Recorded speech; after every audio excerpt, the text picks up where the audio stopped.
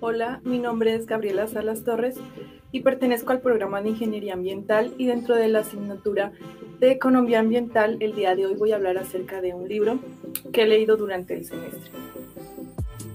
El libro del que quiero hablar hoy un poco es acerca del libro de Política Económica, 6 lecciones sobre el capitalismo, de Ludwig von Mises.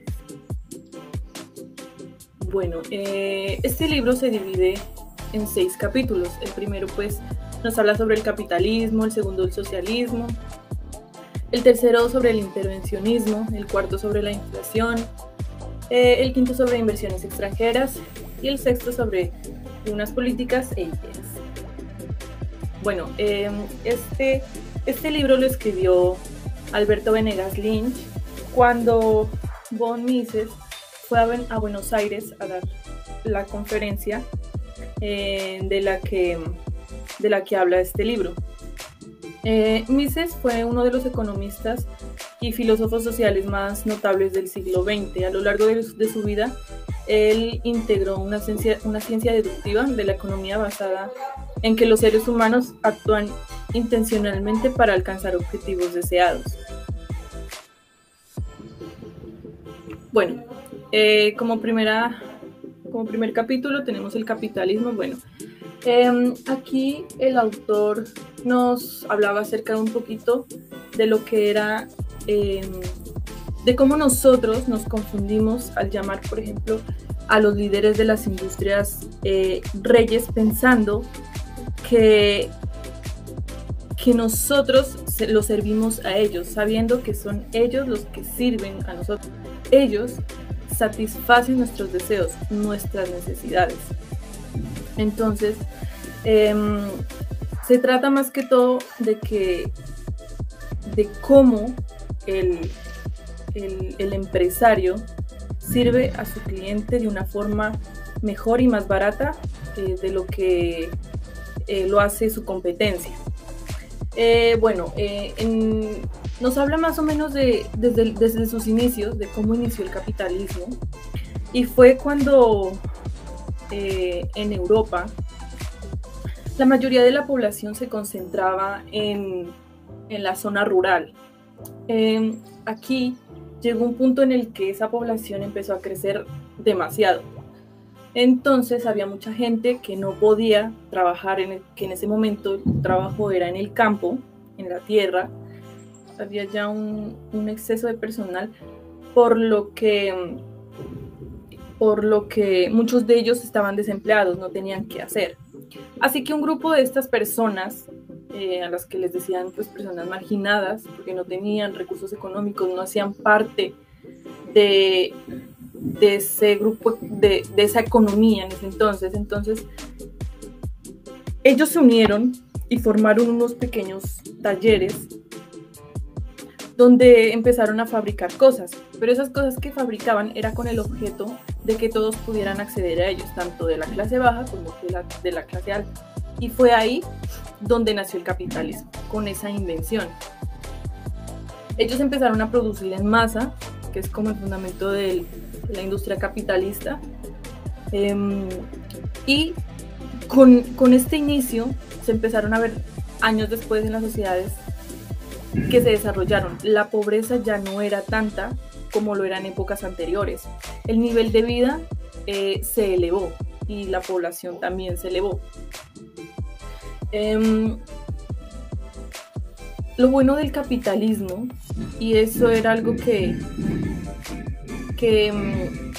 Marx no apoyaba, y por eso él le llamó capitalismo, era criticando algunas pues mejoras del capitalismo, y estas eran que la gente no gastaba todo lo que ella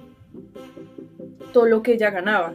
La gente, parte de ese capital lo ahorraba, y otra parte pues hacía una inversión con ese dinero. Así la calidad de vida de estas personas pues fue creciendo más.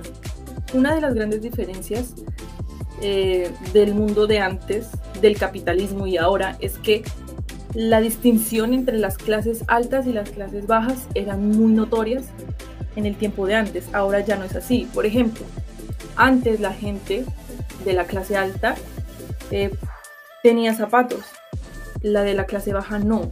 Ahora es diferente, ahora la diferencia es muy mínima. De pronto en alguna marca de ropa, de automóviles, pero el servicio que prestan es lo mismo.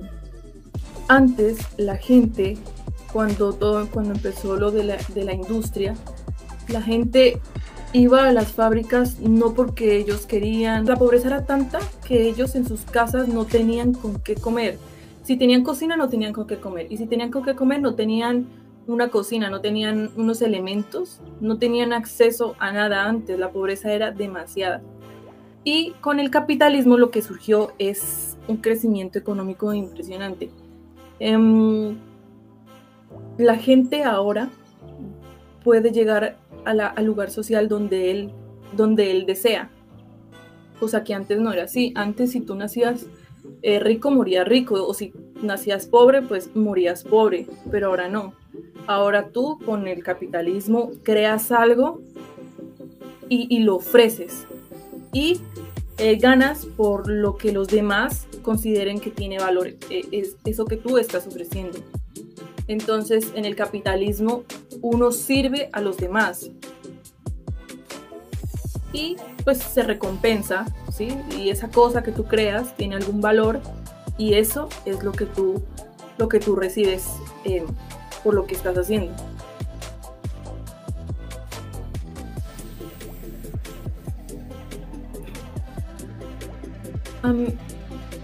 En lo personal, a mí me parece bueno el capitalismo, porque en el capitalismo tú logras llegar a un nivel según tus capacidades, según el deseo que tengas de llegar a ese lugar. No tus capacidades o tus fortalezas no son medidas en igual proporción a la de los demás.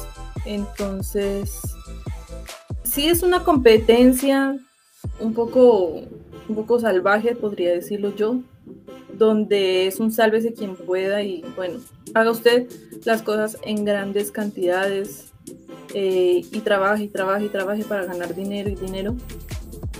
Pero sin embargo creo que tiene más valor que otro tipo de economías. En cuanto al socialismo,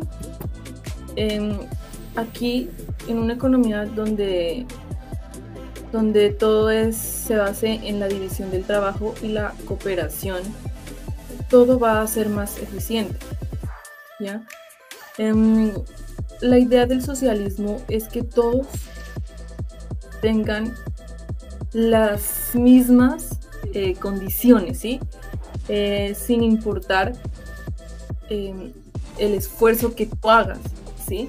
Por ejemplo, vemos en diferentes países que no importa si tú eres, por ejemplo, carpintero o si tú eres médico.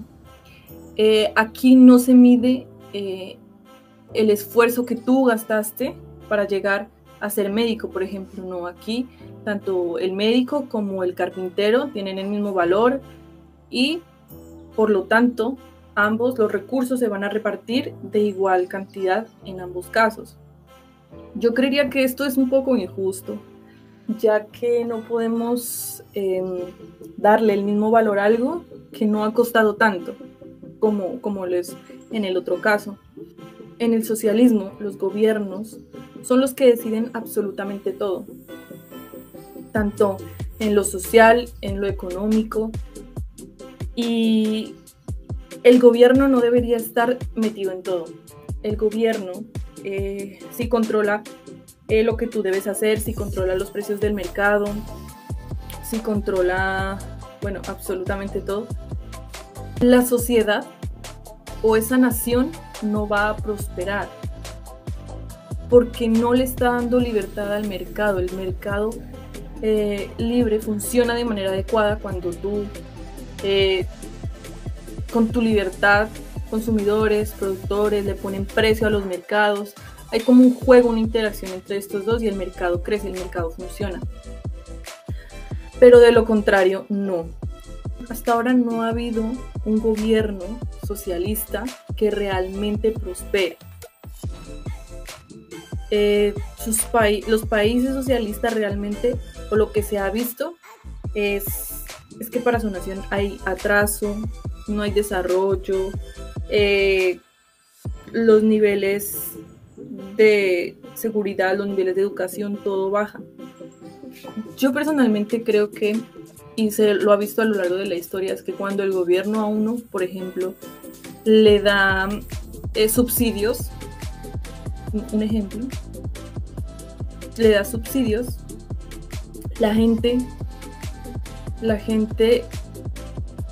se esperanza de eso y decide no trabajar, o subsidio como Familias en Acción. La gente por 50,000 pesos decide tener hijos para recibir ese subsidio. Yo no sé realmente la gente qué estará pensando. ¿Por qué? Porque eso no es una inversión. O sea, la gente se vuelve perezosa. Con el socialismo la gente se vuelve perezosa, la gente no busca un desarrollo, no busca una innovación. ¿Por qué? Porque no tiene un valor. Yo no voy a recibir en este caso el dinero que corresponde por los servicios que yo estoy ofreciendo. Por lo tanto, la gente no lo va a hacer porque no es rentable. Entonces todo se queda en un atraso.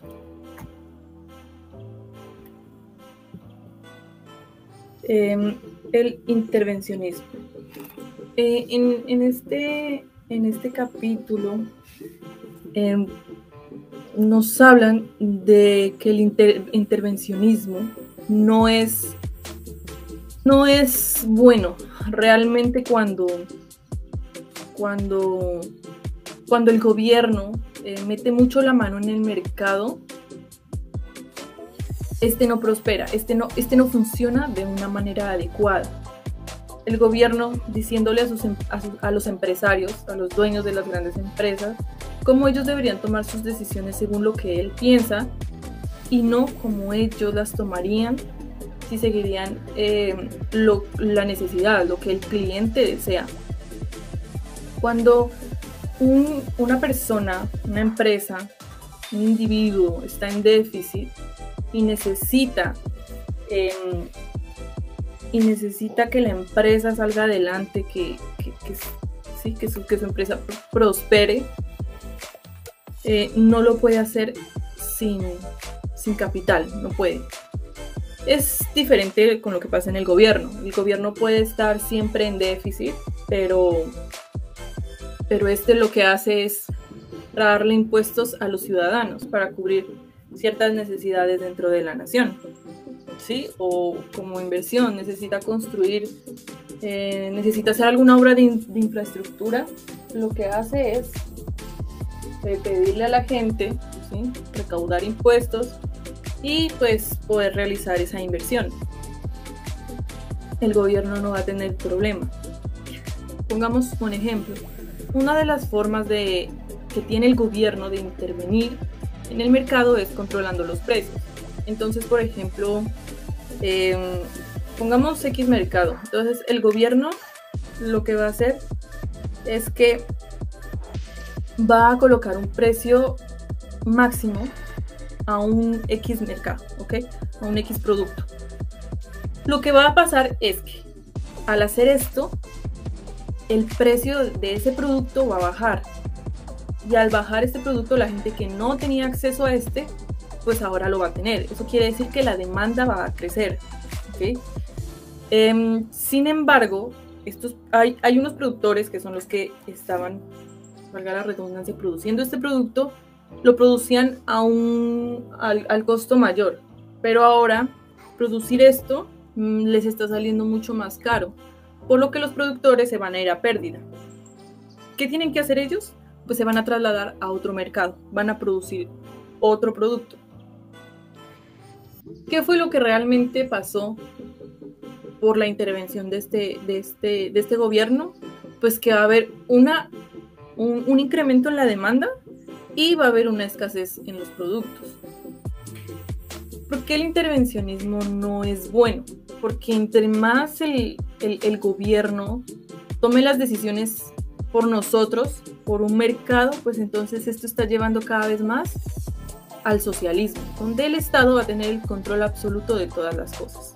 Y no es bueno, esto no es bueno, porque para que haya desarrollo se necesita que el mercado funcione libremente. Entonces yo personalmente no estoy de acuerdo con que el gobierno esté involucrado en todas las decisiones de la nación, de la sociedad. Creo que para que realmente algo funcione se necesita una interacción entre esos, una cooperación, un libre acceso, ¿sí?, al mercado. Bueno, inflación. Yo entiendo la inflación como un alza en los precios, ¿sí?, un alza en los productos, pero no un alza en el salario. Esto quiere decir que yo, con la cantidad de dinero que tengo, compraba antes una X cantidad de productos, pero ahora, con la misma cantidad de dinero, con el mismo salario, ahora tengo acceso a menos productos. O sea que me doy cuenta que realmente ahora estoy peor que antes, o sea, estoy más pobre que antes. Esta inflación puede suceder porque cuando un gobierno está en déficit o necesita dinero, lo que hace es imprimir billetes y no gravar impuestos a los ciudadanos, que es de donde realmente debería conseguirlo. Esto es lo que provoca que haya un incremento en los precios, pero no un incremento en la moneda. Al haber más moneda, esto quiere decir que va a ser más caro acceder, ¿sí?, el precio de esa moneda va a ser más costoso. Entonces no es el manejo del gobierno en adquirir este dinero es malo y perjudica a la población. Sin embargo, no todos los mercados se van a ver tan afectados por esto. Hay unos mercados, por ejemplo, en los mercados del bien raíz. Al haber esta inflación, pues entonces el precio de las casas suben. Los dueños de estas casas se ven beneficiados por esa inflación, ¿ya? Porque sus casas pues ahora tienen más valor del que tenían antes, ¿sí?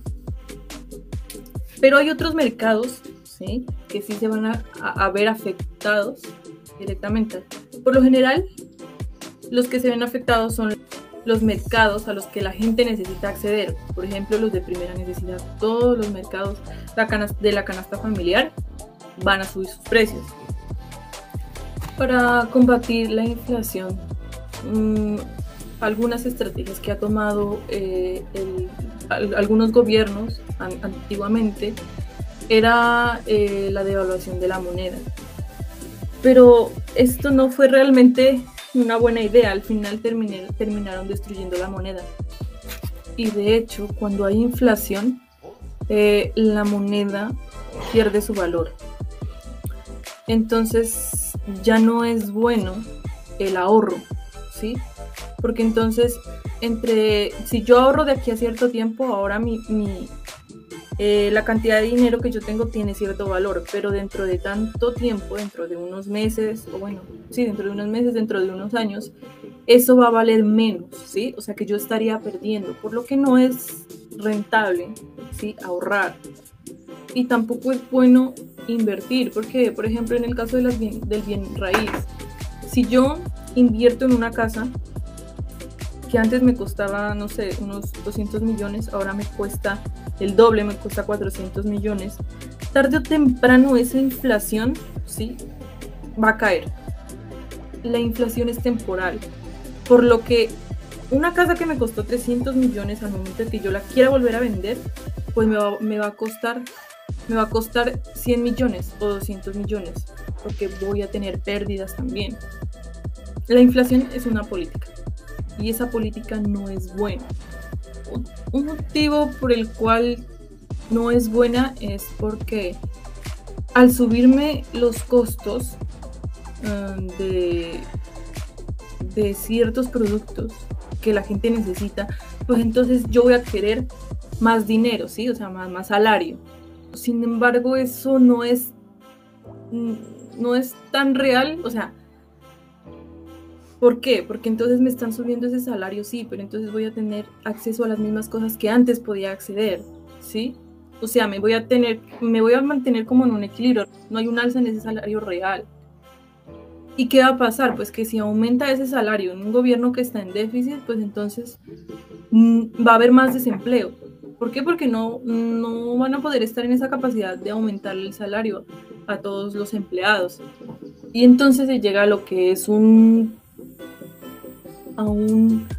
pleno empleo. Entonces, que es donde ni el gobierno, ni ninguna otra institución u organización puedan tener manipulado, digámoslo así, el nivel de salario de sus empleados, sino que tanto el empleado pueda acceder al salario pues, que necesita y los empleadores pueden pagar de la cantidad de salario que ellos consideren y contratar a la cantidad de trabajadores que éstas necesiten. Entonces, por lo tanto, esa inflación debería terminar. Es una política que no es beneficiosa, ¿sí? Que destruye la moneda.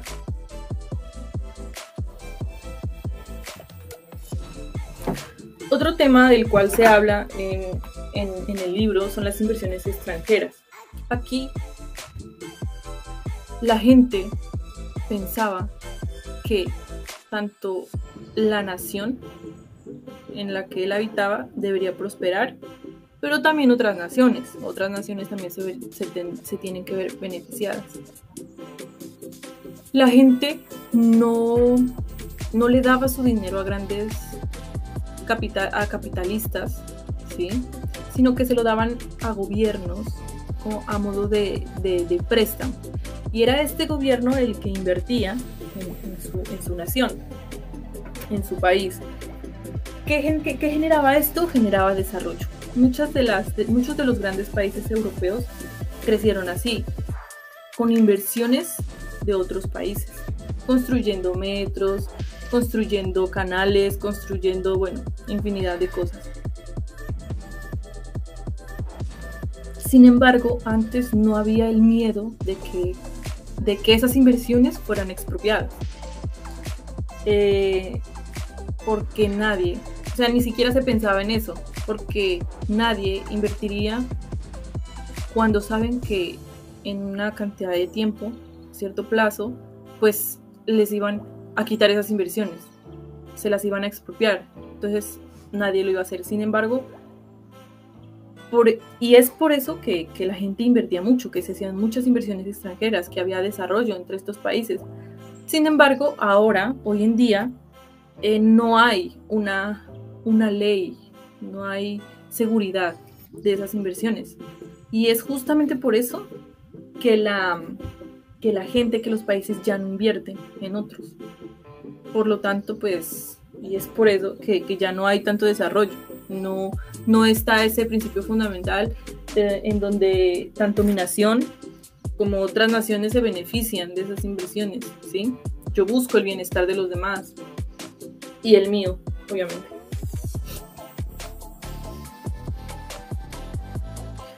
Bueno, por último tenemos lo que son políticas e ideas. Bueno, como lo decíamos, la meta principal era que todo hombre buscara el bienestar de su nación y el bienestar de otras naciones también. Sin embargo, no es así. Entonces, ¿qué pasa? Cuando un cierto grupo de individuos tienen una misma idea acerca de algo, estos se van a unir. ¿Ok? Estos se van a unir y van a tratar de desarrollar sus ideas según les convenga, ¿sí? Estos grupos son unas minorías, se les va a llamar partidos políticos. Ahí fue donde empezaron a nacer esos partidos políticos, donde un grupo de personas se unían por unos mismos ideales. Sin embargo, estas minorías no pueden tener éxito si no se unen con otras para obtener un beneficio. Entonces, ¿qué pasa? ¿Qué es lo que hacen ellos? Ellos lo que tratan es de, a través de políticas, a través de comunicados, a través de la prensa, bueno, etcétera, tratan de convencer a la gente, ¿sí? Tratan de convencer a la gente de que sus ideas, o sus propuestas, sus cosas, sus ideales son buenos para la nación, ¿sí? Aunque realmente no lo sean, o pueda que sí. Y es por eso que el autor nos llama, ¿sí?, a que seamos autocríticos, a que pensemos un poquito, a que nos tomemos el tiempo de ver el trasfondo de todo, ¿sí?, de lo que no se ve, porque todo tiene su doble intención, ¿sí? Entonces tenemos que ser autocríticos, ¿sí?, y decidir si esas ideas son buenas o son malas, e irnos por las que son buenas, ¿sí? Tenemos que sustituir esas ideas malas por ideas buenas. ¿Para qué? Pues para que haya desarrollo, para que haya bienestar en la sociedad, para que un gobierno totalitarista no venga e intervenga en todos los aspectos sociales y de mercado. ¿Por qué? Porque pues ya vimos que realmente eso lo que trae es atraso. Y en un mundo capitalista hoy en día no se puede.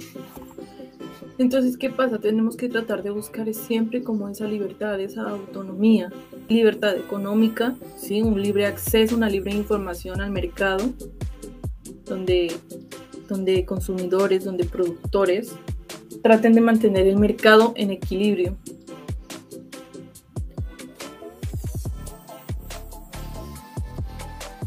Bueno, ya como resumiendo y como una idea que tengo yo de esto, como opinión, es que con la posición del autor estoy de acuerdo con que el capitalismo es bueno porque trae desarrollo. El capitalismo es bueno porque yo puedo acceder a los niveles de vida que antes posiblemente no hubiera podido. Creo que las inversiones extranjeras deberían seguir ocurriendo. ¿Por qué? Porque pues trae desarrollo. Sin embargo, creo que el gobierno debería... la forma de intervenir del gobierno, creería yo, que sería eso, permitiendo o facilitando que esas inversiones se pudieran dar. Estoy de acuerdo con que realmente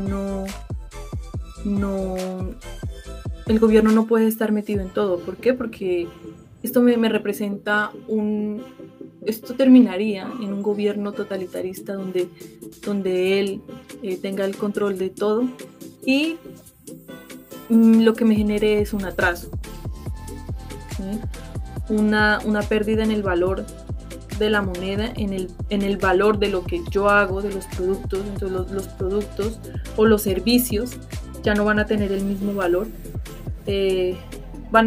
Los servicios van a tener el mismo valor, por lo tanto yo no veo como inversión, ¿sí?, hacer un tipo de innovación donde no sería relevante, donde no tendría ningún sentido tratar de